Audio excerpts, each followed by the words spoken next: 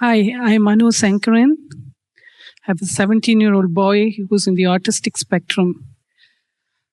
I want to talk about him mainly because we've seen miraculous changes in the last year and a half since we got our first blessings from Guruji. We met Guruji in January of 2010. And the very first indication that there was something to this power that Guruji was transmitting to us was when he walked into the room with us for our very first blessing, put his hands together and said, "Namaste, Guruji." He's met many spiritual leaders before. He had always, when we went to temples, he'd always says, "Let's get out of here."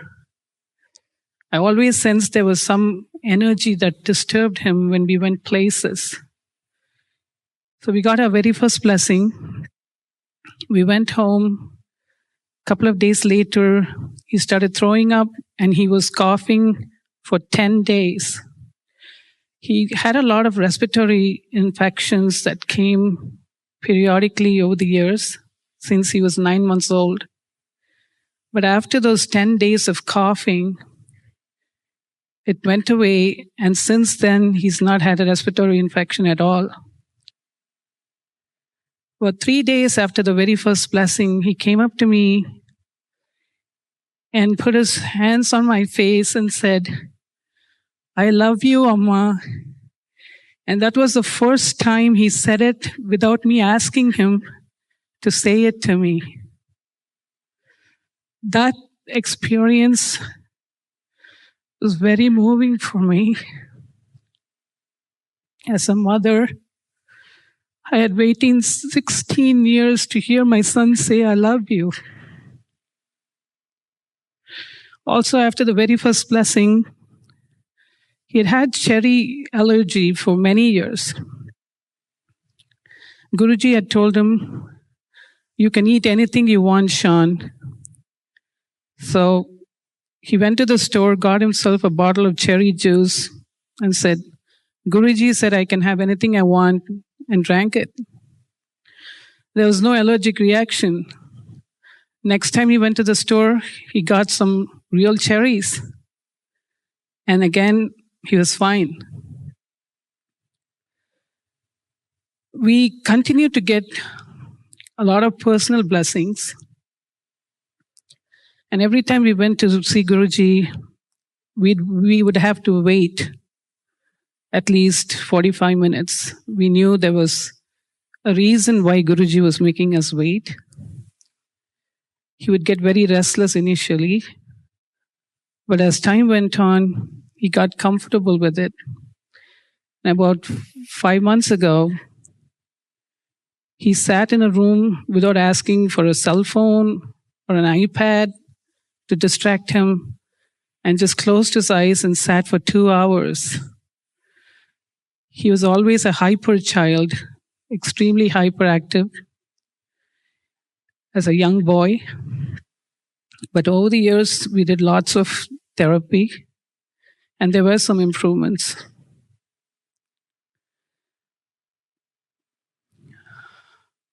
About a year after, actually a month after we got our first blessing, he started doing his schoolwork independently.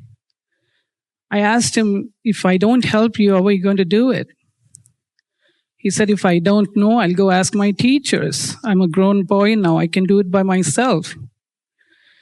That was the first sign of him showing independence and confidence in what he could do. He's been on the honor roll at school. He's very excited about trying new experiences. We got used to him not wanting to go anywhere, not wanting to do anything. So when he walks up to me and says, "Let's go somewhere and do something new," I feel like I've become like him the way he used to be. And I go, "Do we really have to?" And he says, "Let's try it. Let's go do something new." His awareness has really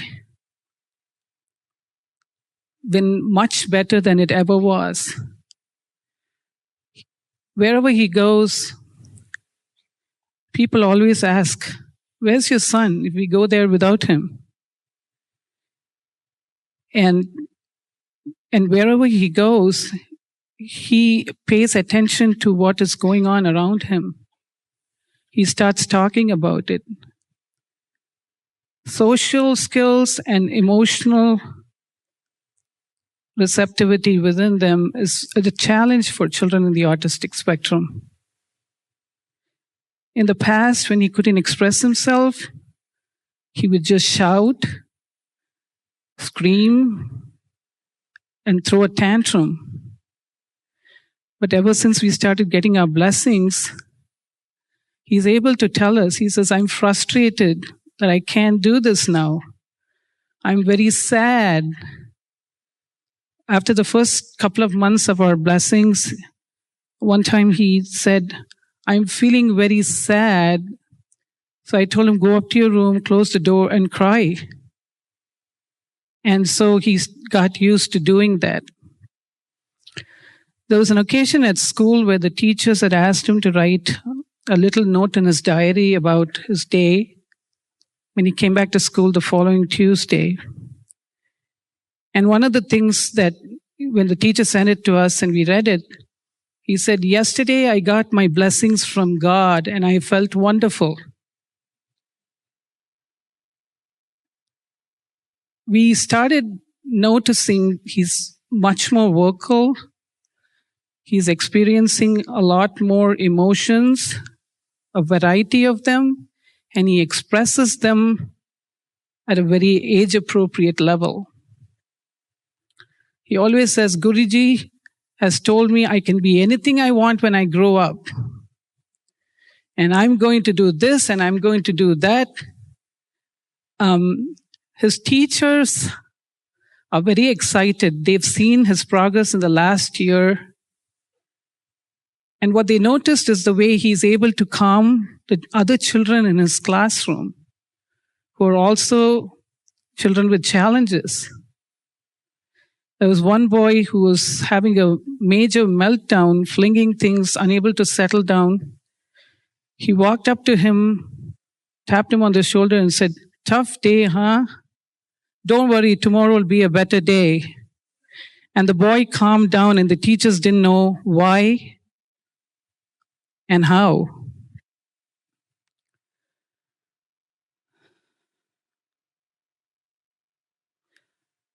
About 3 weeks ago, during the long weekend, we went to visit our family in Michigan. On the way there, he said, "I'm going to behave well when I get there." And I thought, okay, that means, no tantrums, no, stubbornness about doing something. But what stumped us when we got there was the way he initiated conversation with every member. There were 6 of them. He walked up to every single person and had a very normal conversation with every one of them. Even walked up to a brother-in-law of mine who never cooks and said, "On Sunday morning, you're going to make me eggs Benedicts for breakfast." And my husband and I just looked at each other and said, "Is he actually talking to everybody?" So as a parent, we've seen remarkable changes in him. And in the last month, I just know in my heart that he is maturing. He's becoming more like children his age should behave. And I'm very grateful to the divine and Guruji because from the day that he was diagnosed, the only thing I ever said was, "God, I don't know what to do. Please help me. Show me the way. Send me the right people." And when I talk to the other families who are raising children in the spectrum, I see how blessed we are that the right people have always shown up at the right time to help us. I'd also like to share an experience I had recently that told me about the ripple effect of this energy. Autism Awareness Month is April. So I was online and people were talking about, their autistic children. And I happened to converse with a lady in the United Kingdom. And she has an 11-year-old boy in the autistic spectrum who's very echolalic. He only repeats what his mother tells him or what he hears anybody else talk around him. So one day she said, "Can I talk to you? I need some help." I said, "Sure, I'll share with you whatever we've done over the years. Maybe something here might be of help to you."